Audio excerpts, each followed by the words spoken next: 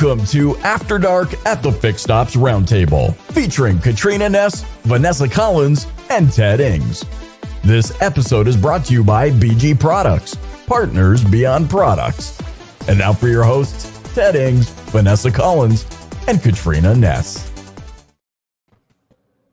Good evening, everyone, and welcome back to the Fixed Ops Roundtable's After Dark show. Also, happy April Fools. Today's episode is no joke, however, because we are blessed with a very special guest, the one and only John Fairchild. Here I am, guys. Hit me up. Interrogate me. There he is. Great job, Vanessa. We're live tonight, right? April 1st? We are live.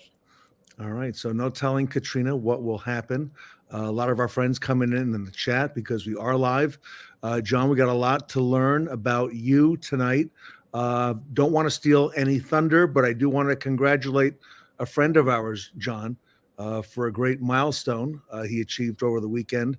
And we all want to congratulate Sean Henry of the Kaiser Automotive Group, who is this month's cover, brand new cover on Fixed Ops Magazine. Congratulations, Sean, and executing the fundamentals of Fixed Ops. John, that sounds like something you would say. He probably borrowed that from you.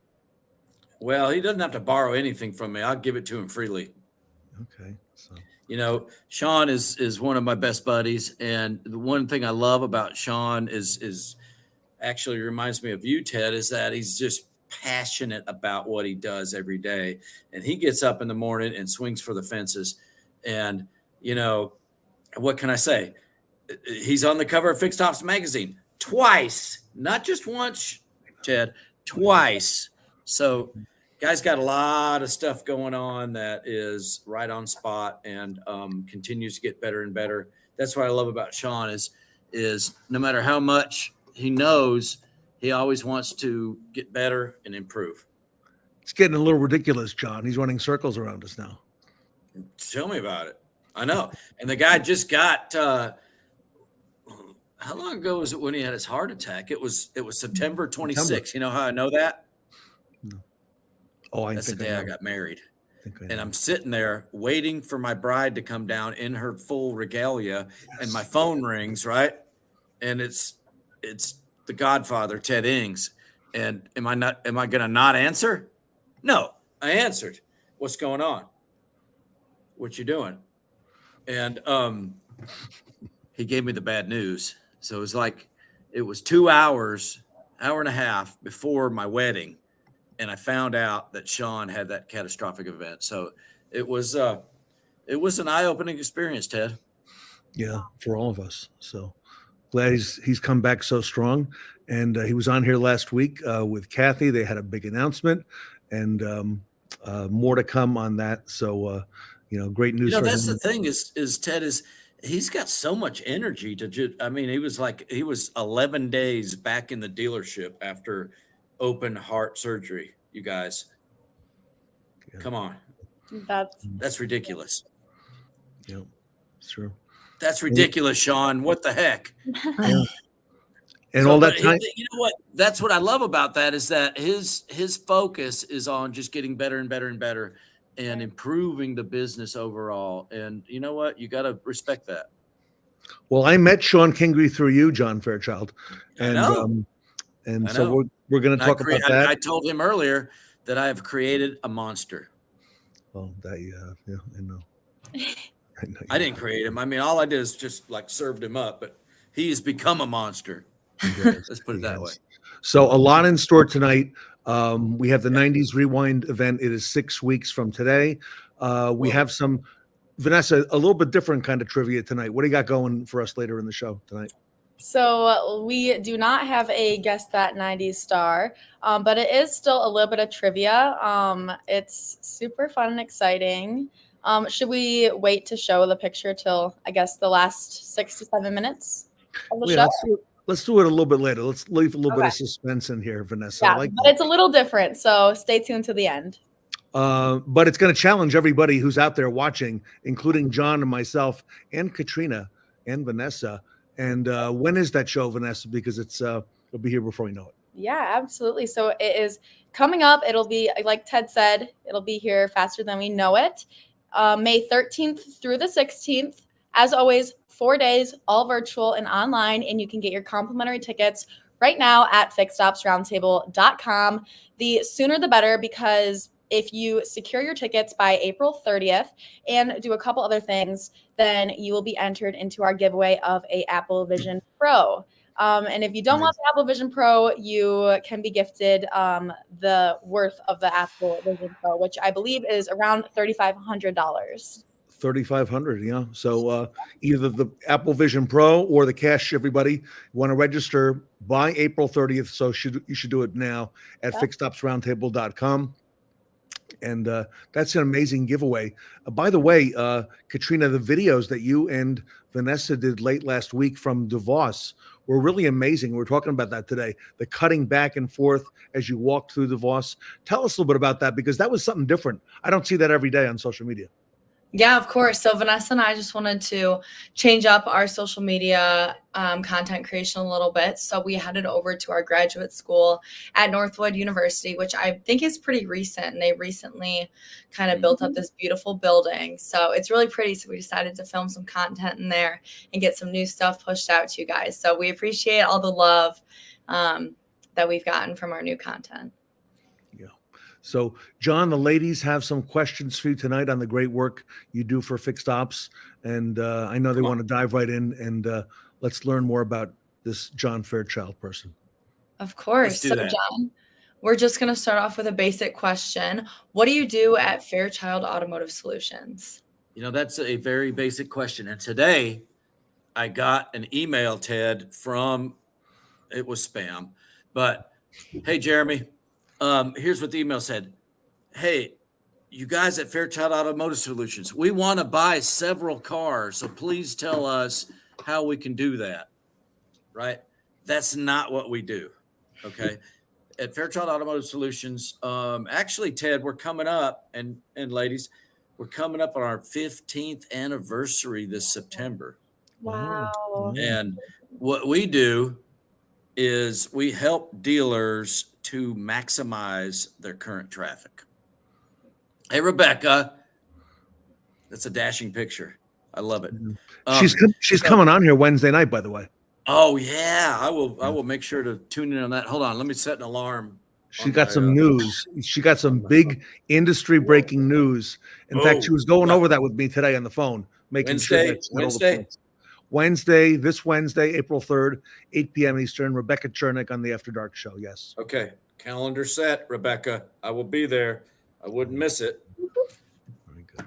Yeah, 15th anniversary, Rebecca. So anyway, thank you for getting me back on track. So what we do at Fairchild Automotive Solutions is, I'm a 44-year veteran. I know I don't look that old, but I'm a 44-year industry veteran. I started at 15 years old in a car dealership, and I was the boy. I was the person who cleaned the floor up, that emptied the trash, that unplunged the toilet, that made the coffee every day. Not in that order, right? But I was the person who was taken advantage of. I didn't care. They're paying me $2.80 an hour. So why would I care? Right? I was getting all that money. At 15 years old, that was money. And I worked nights, weekends, and summers, eventually to full-time. And I spent 19 consecutive years in retail. And I had a mentor at the end of that period. I'm getting to your question. This is part of it. Okay. And I had a mentor at the end of that period who was actually an MSX employee, Ted. His name was Mike Poole. And they had a program back then. This is 1999, y'all. That was, Rebecca, do whatever it takes. That was called the field consulting approach. So they put a mentor in your business to help you do better. And guess what? I've never been shy of work, and I work, hard, really hard, long hours in retail. I just, I really love it. But this guy taught me how to work smarter. And long story short, I went to work for MSX for about 6 years as a dealer paid consultant. So I had to kill my own food. I was actually my own consultant for that company for about 6 years. And now I've been on my own about 15 years. And what we do is to help dealers maximize their results. And I service really three functions in our team. I've got a team of people, but I'm the primary person that's on site. And we serve really three functions, you guys, and they kind of sound similar when I say them. And Ted's heard me say this before, but number one is consulting, and then we're trainers, and then we're also coaches. And if you're listening here, that kind of sounds similar, but let me break it down. Consulting is knowing what to do. It's also knowing what not to do. And it's analysis, it's product, it's process development, it's best practices, it's word tracks, it's DMS expert, it's knowing how to spot anomalies in a situation that you've been familiar with. So that's consulting. It's setup. Number two is training, and I know a lot of people in the service industry that have heard this phrase. I'm going to tell them about the non-negotiable, Sean. Give me a minute. I'm getting there, brother. He's warming up. But I've heard this phrase is nobody trained me. You've heard that before, right, Ted? You probably said it. You probably said those words like me. Nobody trained me. They just threw me out there. But what I contend is if you know what to do, then, and I'm not saying that's not true, but what I contend is if you know what to do, you train yourself through your own habits. And that can actually be a detriment too. I'm reading Rebecca's remarks. That can actually be a detriment too, because it's something that Sure. is stays with you the whole time. So the third element, you guys, is coaching. And in my best engagements, what I'm able to do is to coach the coach. And because, and Ted loves this, is that, everything depends on execution. No widget, no best practice, no software, no fancy service drive machine that's got a halo that costs $18,000 a month, no kiosk, nothing else works unless you work it. So what coaching aims to do, you guys, is to create a cadence of accountability, because any training will rapidly evaporate if we're not inspecting what we expect and getting to people to actually execute. And so that's what we do. We do. We've got a few facets to the business, you guys. We've got on-site consulting and training and coaching that we do. I've got a training center in Atlanta called the Pinnacle Training Center, pinnacletraining.center, that you can go to and see what the schedule is there. We've got workshops there for service managers and service advisors. We also do warranty upswing. And guys, I'm an expert at it. And I'm an expert at DMS and finding the best money. And I don't charge what the big box warranty upswing people do. But, it's a tremendous ROI for my clients. Warranty upswing is something that can bring that dealership a huge, huge amount of money. And then in addition to that, I've got some video training, and also I've got software, you guys, that I use that really facilitates the way that I train. So long and short, that's what Fairchild Automotive Solutions does. But, I wake up every day and I'm just pleased. I haven't had a job in 15 years. Love what I do. Thank you, Sean Butler. I hope you're doing well, brother. Love Sean, you, man. Sean, I'm going to see you tomorrow morning at 10 o'clock. So we have an appointment together. All right. So I'm counting on what we're going to do tomorrow. So, Awesome. And Sean is amazing. And John, I didn't realize you do so much for your clients. And you know what? I every moment of the day, like I took a break to be with you guys and stuff that I'm actually executing for Sean Kingery. And and I'm in my other clients, but I just love what I do. I don't feel like there's such a thing as work-life balance in what I do because I'm balanced. I work all the time. I love working. It's not really work to me.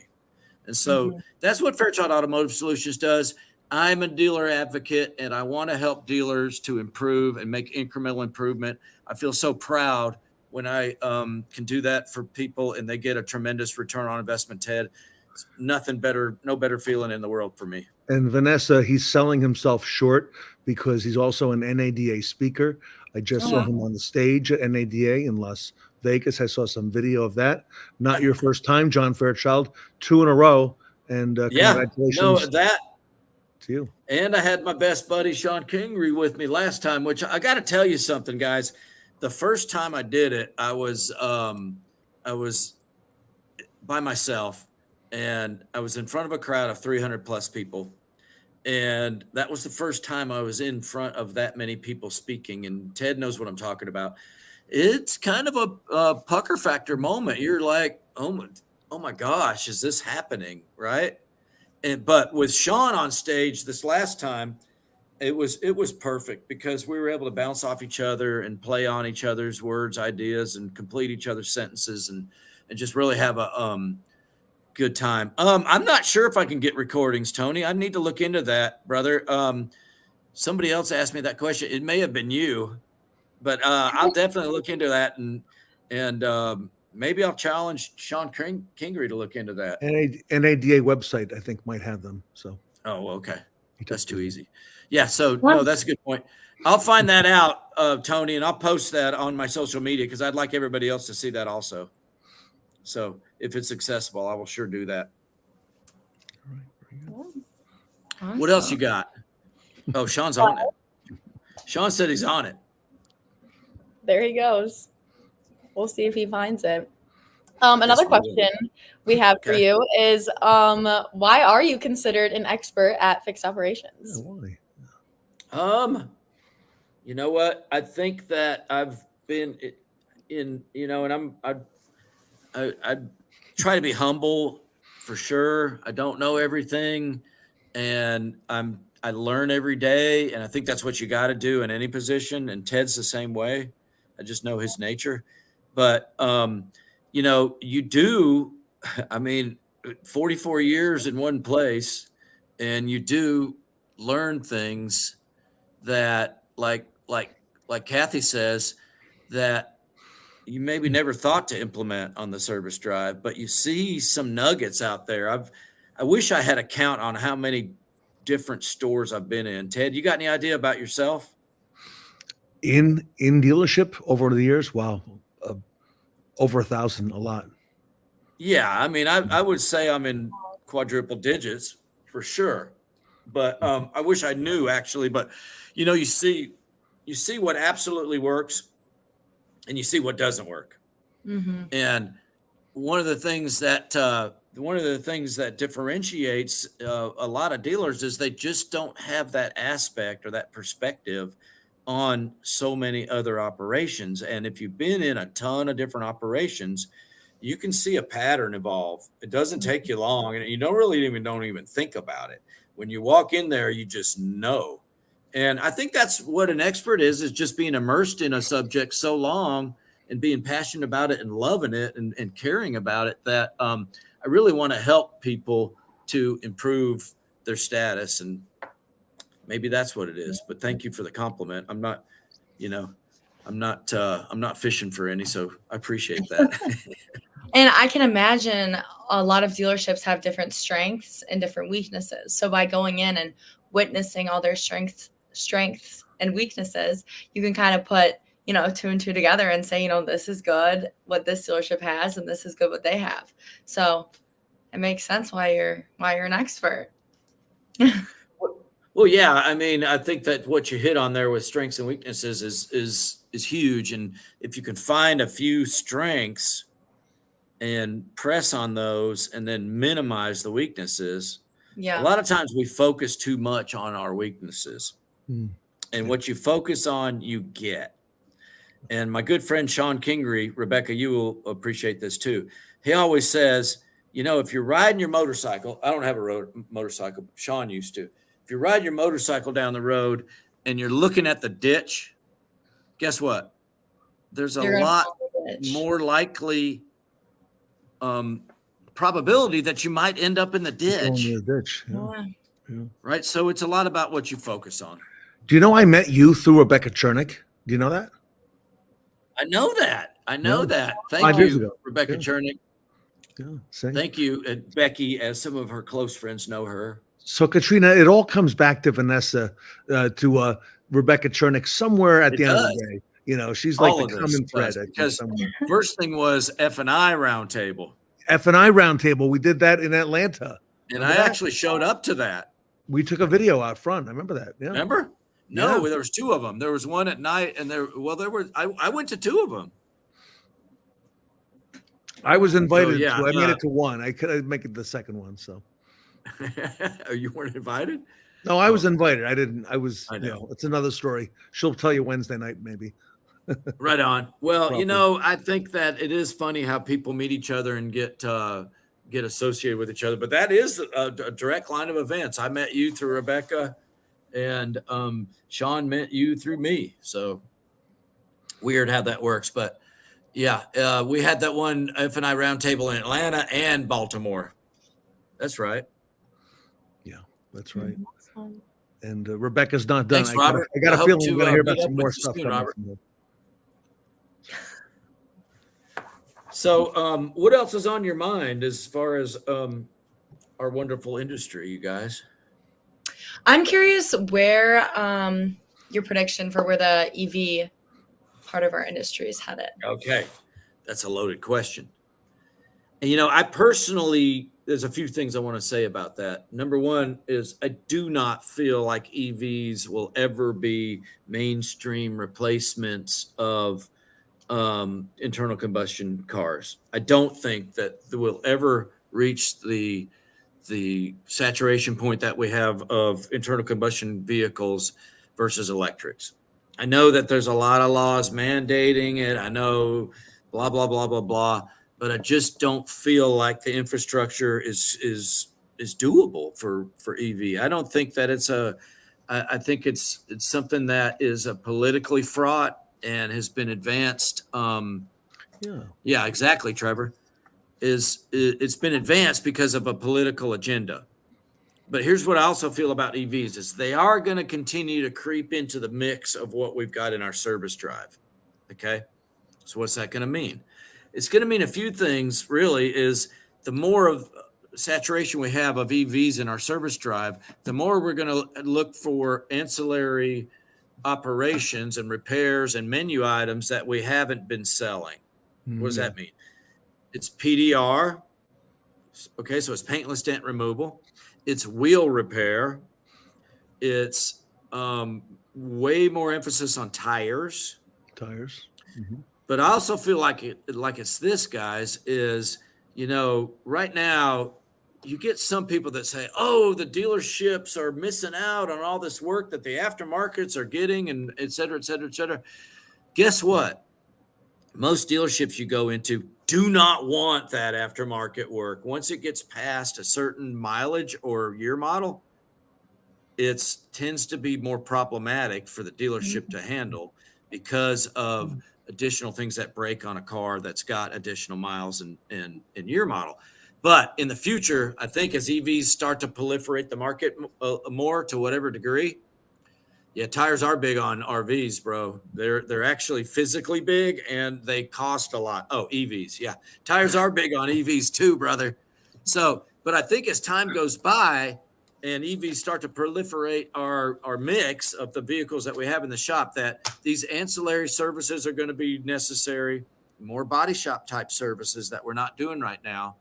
Number two, that we're going to have to be working on cars that are older and have more mileage than what we have been now. Yeah, good point. David Spizak did that EV event. Do you remember about 2 months ago? Oh yeah, and he said it was pretty evenly divided. The audience either loves EVs or they don't. Okay, it was one or the other. And he said it was a very it was challenging. because there were two sides of it, and clearly two sides. So Right. interesting, John, and there's still a It lot is to interesting. happen within the industry. So For sure. we'll see where it goes. So. Yeah, and if I told you what I drive, my son, I put 40,000+ miles a year on my car every year. A little bit less in the last few years because I've flown so much.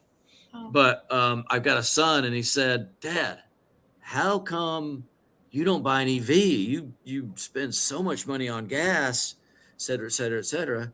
And I said, "Seriously, son, you see what I drive? It's a 2008 Crown Victoria. It costs $6,500.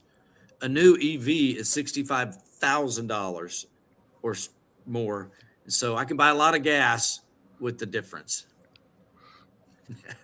Yeah. And John, I can relate. That they don't make them like that anymore, right? And that's No, they don't. That's your No, they airport don't. car.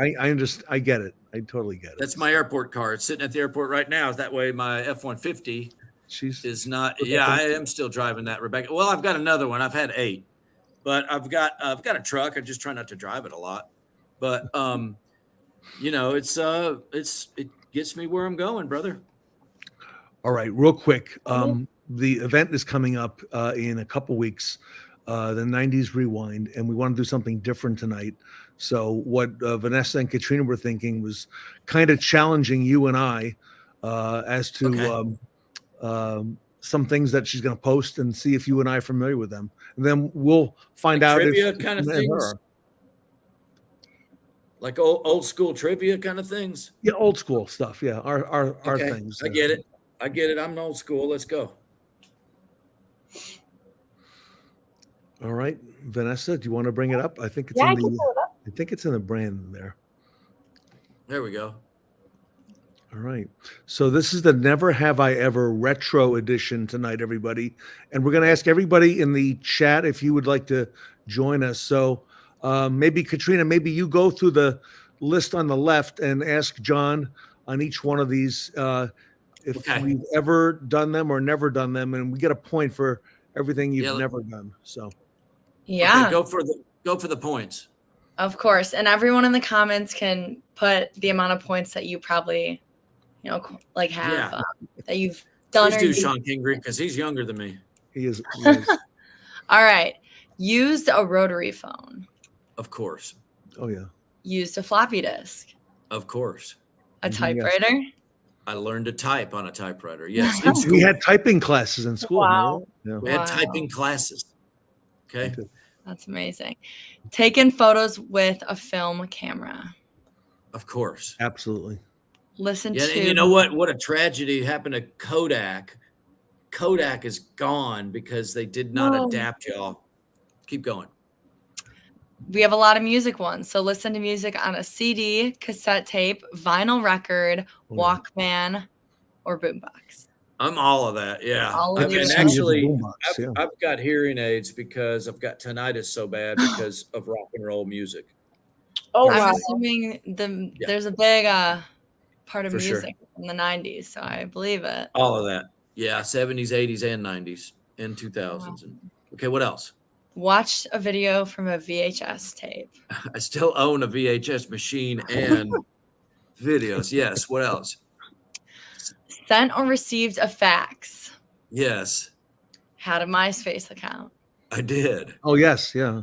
Oh, wow. Wow. I know.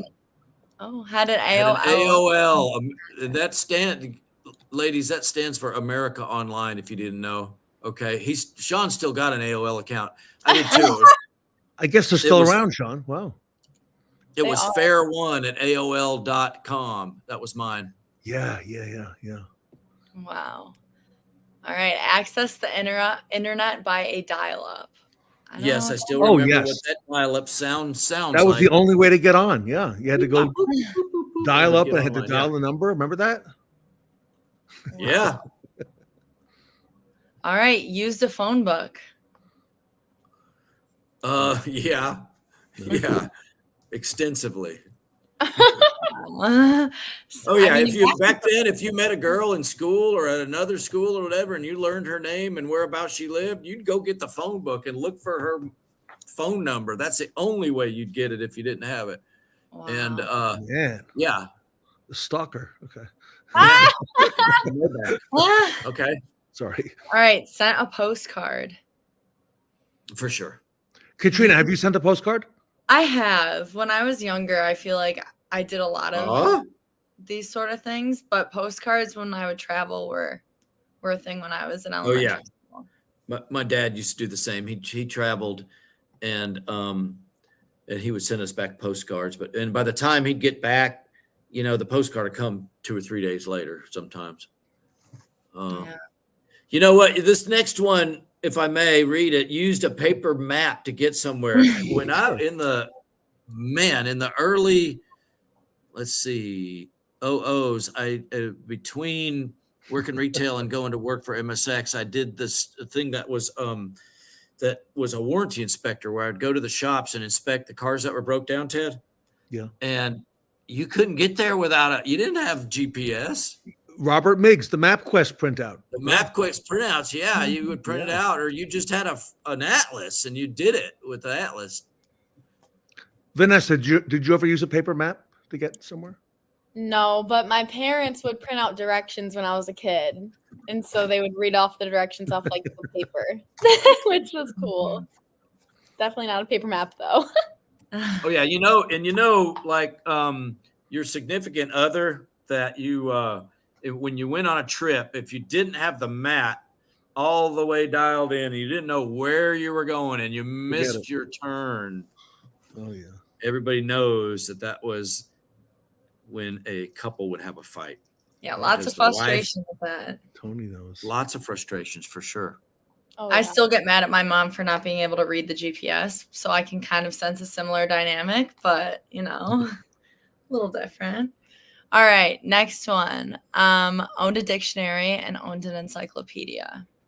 Oh yeah, of course. Yeah. Oh yeah. Britannica. Britannica. That's what we had, yeah. All right, and then paid for something with a paper check. Still do. Yeah, I feel like that's not super outdated yet. He said I'm not this old, I swear. Tony said none of them spoke to him. What? What a youngin'. Tony's too young for all that. All right. One more. We have some musical artists and bands here. So everybody, which house 1990s edition?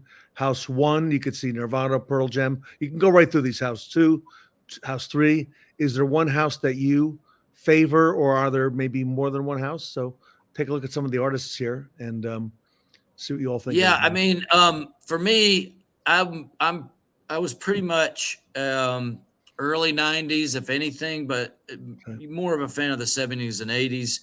But House 1 would have to be me, Ted. Nice. Some grunge. Okay.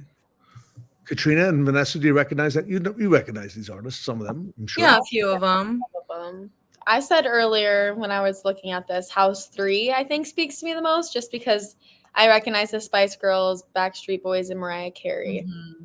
But a lot of the other ones, I'm kind of lost. You're too young. I'm thinking of some of the videos that you guys did. I think some of these artists are on there too. Not a lot. Some of them are. Backstreet Boys, Nirvana, yep. Yeah. House 4, I think there's one on there. Yep. John, I can relate to House 1.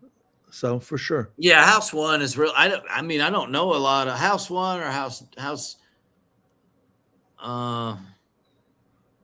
8, maybe. Ooh, yeah. REM. Oh, REM was more of an 80s band. I think they're in there erroneously, to be honest. But no, they were early 90s, but early. You're right. Yeah. Yeah. I mean, there were some in the early 90s, but. All right. Yeah. House 4 or 1 is what Trevor said. House 4 is Jay-Z. Yeah, that's I never really get into the or 1. Well, wow, he's got a diverse taste in music. All right, cool. Well, John, thank you for being here with us tonight.